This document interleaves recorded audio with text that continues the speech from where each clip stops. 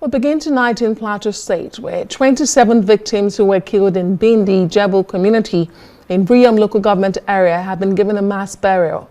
The burial was barely 24 hours after 14 persons were also killed in another attack in the state. Arise News correspondent Douglas Francis reports. The Nigerians in Diaspora Commission, NIDCOM, has reaffirmed the invaluable role of over 20 million Nigerians living abroad in national development during the 2025 National Diaspora Day celebrations at the State House Conference, Abuja. Chairman and CEO of NIDCOM, Abike Dabiri-Erewa, highlighted the diaspora's remarkable achievements and officially launched the Home and Abroad for Housing.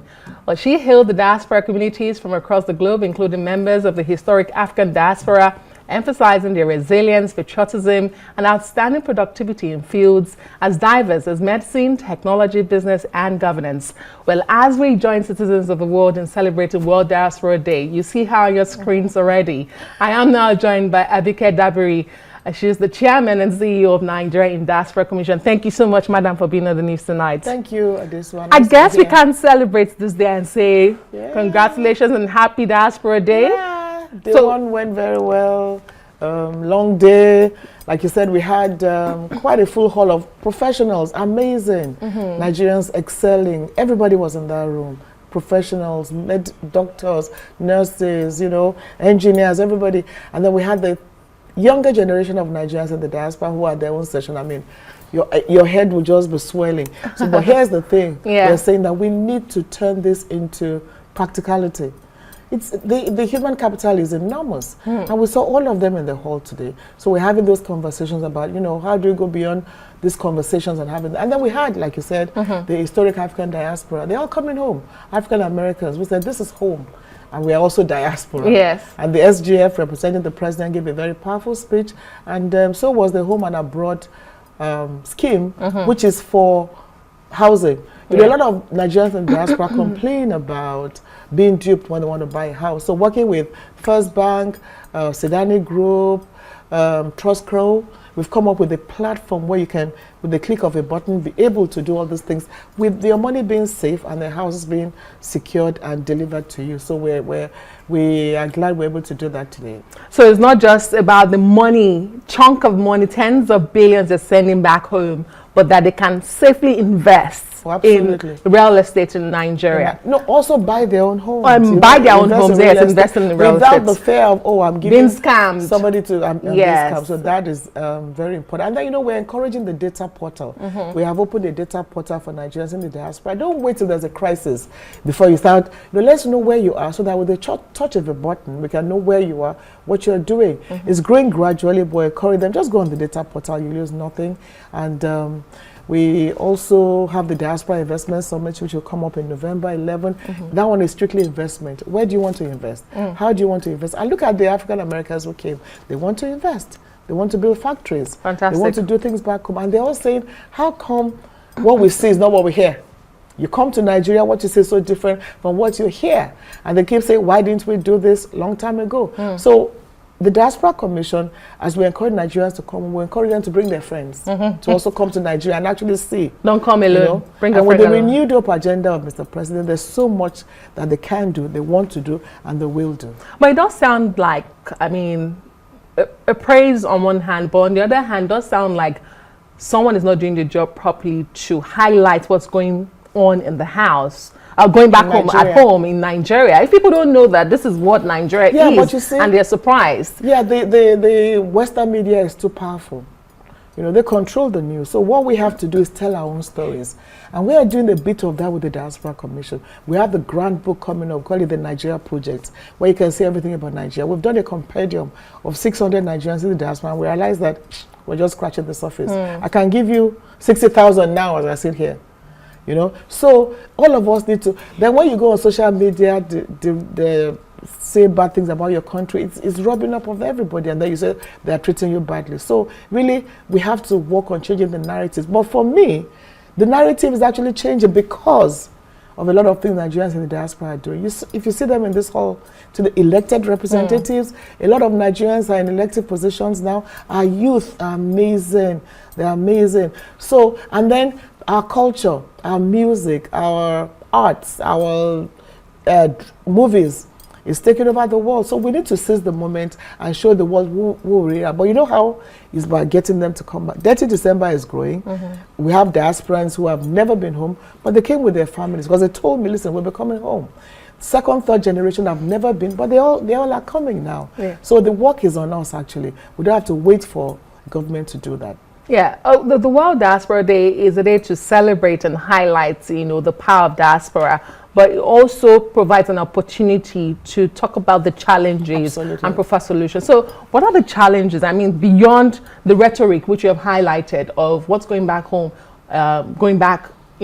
what's going on back at home in Nigeria? What are the other challenges you feel Nigeria is facing at the moment that can change the tide?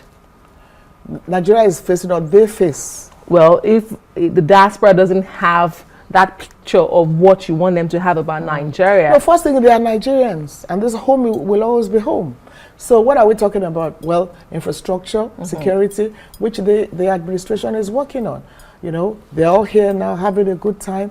They've been to Lagos, it's been fun. But let me talk about our challenges as an organization. Of course. NIDCOM is funding challenges. We want to have a diaspora plaza.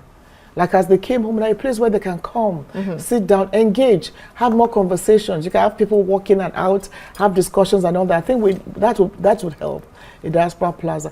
Funding to do more engagements with them. But we use a lot of technology, virtual meetings, but with a bit more funding, because really, with what we're doing, the funding is really, really poor. So we hope that improves and we can engage with them more. But most importantly, a space where we can call it a plaza or a hub.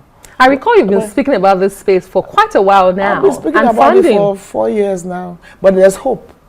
Working with Parliament, with the presidency, there's hope that, we should be able to get it. But I hope that it happens someday anyway.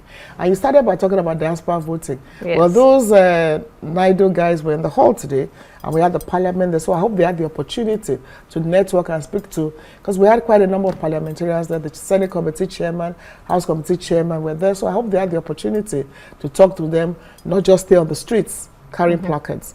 And it's in the hands of National Assembly whether diaspora voting will happen or not. So we watch and see how it goes. Let's go back to social media, because there seems to have been a lot of back and forth. You're very active on social media, particularly on Twitter. And not as active as I used to be when my Twitter account was hacked. Very painful. Very painful. I lost 1 million followers. Oh, wow. So it's demoralizing. Just getting hacked and nothing happens to the hackers. Yeah, I can imagine how painful that is. But let's go back to the platform, because you are very engaging. Perhaps do you think that this can be changed? Because a lot of people have, maybe not a lot of people, I take that back. There are people who have concerns about how you communicate, and they feel, as the mouthpiece of NIDCOM, the face of NIDCOM, and the mouthpiece of government for diaspora, perhaps you can do better. What do you say to people like that, to say it should start with you? I don't understand what you're saying. Twitter is not, there's so much toxic, it's very toxic. But what you do is I used it to solve a problem yesterday. So it's good and bad. So I don't know what you mean by start with you. The backlash you get on Twitter. I don't read comments. I don't know about backlash. You're not worried about them? No, absolutely not. They're anonymous people. You don't worry about anonymous people. The app is there for all of us. And I think more government people should engage on Twitter. Forget about negativity. You heard the president. If he relies on people saying negative things about him, he won't do anything. Social media is not a real world. Yeah. We're in the real world. We're in that hall today, the real world. So it's not a real world. And advice to everybody listening, don't bother about comments. The people commenting can't even talk to you. They can't even see you. And they're hiding under anonymity. So it's nothing. But use it to pass information. Use it to solve problems where you can, but I don't read comments because it means nothing. But if somebody draws an attention to an issue, we'll solve it. Okay. It doesn't matter where it comes from. Okay. But unfortunately, I don't do much of that because my account was hacked. And so I don't even say all this at Abike. I don't. You can go to the official handle, but forget about comments. It's nothing. It's irrelevant. It's just noise. Cho-cho-cho. That's all it is. Like the bird. Okay. We hope you get your accounts back, and we'd like to see you back. Well, I've opened another account, but it's growing, but it's fantastic what you've done with the home and abroad. You're partnering with private institutions here, but beyond home and abroad, what other initiatives are you putting on ground for diaspora Nigerians? Yeah, home and abroad is very critical. Like I said, Yeah. we have the Diaspora Investment Summit, which takes place in November. We have the mortgage scheme, with the Federal Mortgage Bank of Nigeria, where, you know, they can be entitled to a 50 million naira mortgage. Some of them, not that they need that, it won't buy them a house, but it shows seriousness of government to have you, you know, do a lot of things back home.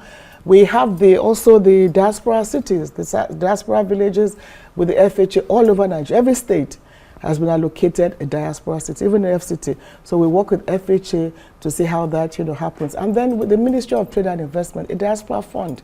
Well, you know, if you send $2,000, you can keep $200 in a fund, and it will grow. So we're doing that with the Ministry of Trade. We want to be careful because it's about money, and you want to be sure that, you know, there are no errors. Then a lot of things have happened. The non-resident BVN by Central Bank.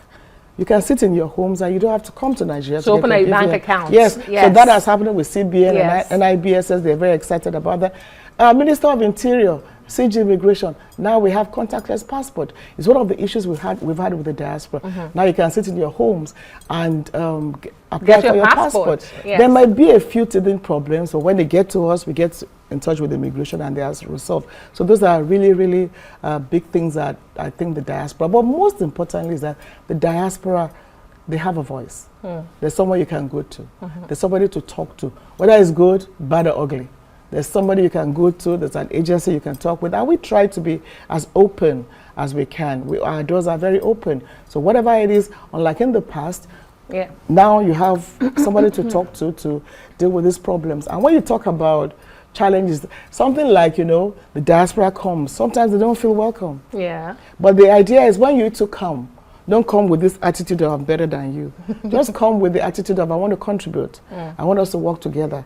I want us to be partners. So we also try to play our role. Let's just say we are the embassy in Nigeria. A good place to leave it. Madam Honorable Abike Dabiri-Erewa, Chairman and CEO Nigerian Diaspora Commission. Thank you so much for the work you do. And congratulations again. Thank you. And tomorrow we have the Youth Summit.